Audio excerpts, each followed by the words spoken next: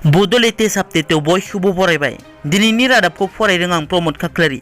गिबि news update दङ।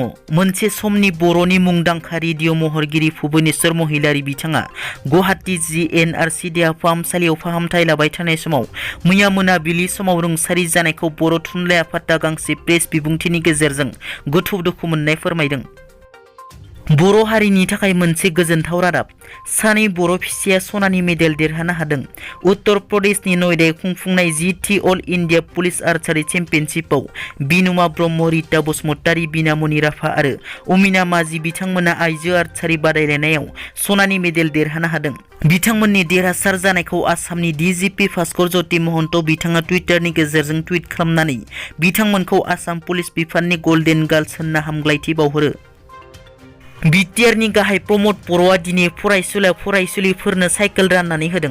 कक्लाबारि बियाबनि सिङाव थानाय अनसलि आरकरा आरो सापागुरि गोजौ फरायसालिनि थाखो 9 आरो 10 नि फरायसुलिफोरनो गासै गं 220 साइकेलखौ बिटिआरनि गाहाय प्रमद बर'आ दिनै राननानै होयो। प्रमद बर'आ फरायसुलिफोरनो साइकेल राननाय हाबाफारिखौ फोरोंगिरि बिथांमोना गोजोननाय फोरमायदों। गोजौ बिजिरसालिनि बिथोन बादियै ट्राइबेल बेल्ट आरो ब्लकफोराव आयेन बेरेखायै हाबफैनाय सुबुंफोरखौ होखारनांगौनि दाबिजों बड'लेण्ड जनजाति सुरक्षा मानसा BTCनि प्रिन्सिपाल सेक्रेटारि सान्तानु गतामारिखौ लोगो हमहैदों।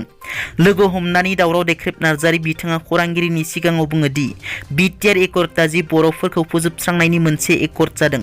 बेखौ रावबो मानसिया बुजियाखै, फरायाखै, ओरैनो रंजालाबायदों, सुक्ति जाबाय होननानै बमा गावलाबायदों। दिनै मोनफा मोनफा गासैबो BTCनि गोहोखौ लांजोब्बाय। BTCनि गासैबो गोहोआ रायजो सरकारनि सिङाव थांजोब्बाय। बर'फोरा कनसियास जा, हुसियार जा। जों बुंनायखौ गाज्रि साननो हागौ। आसामनि गिबि मन्थ्रि डक्टर हिमन्त बिश्व शर्माया ट्राइबेल बिरुथि सरकार, ट्राइबेलफोरखौ मोनफा मोनफा धंस खालामनायनि खायदाखौ खालामगासिनो होनना बिथांमोना BTCनि प्रिन्सिपाल सेक्रेटारिजों रायलायहैनायाव BTCनि प्रिन्सिपाल सेक्रेटारिया एक्जिकिउटिभ काउन्सिलनिफ्राय क्लेरिफिकेसन मोनोब्ला एक्सन लागोन होनना खोथा होदों होनना बिथांमोना बुंथियो। दिनै दुलाराय बर' फरायसा आफादा 2 घन्टा सोमावसारदों। दुलाराय बर' फरायसा आफादा बड'लेण्ड मुलुगसोलोंसालियाव थाबैनो बिटिआर हालामनिफ्राय रेगुलार रेजिस्टार थिसननांगौ, लेङाइ केन्सेलर प्रफेसर लाइस्राम लाटु सिंखौ बोखारनांगौ बायदि गुबुन गुबुन दाबिजों बड'लेण्ड मुलुगसोलोंसालिनि लांगोनायाव 2 घन्टा सोमावसारदों।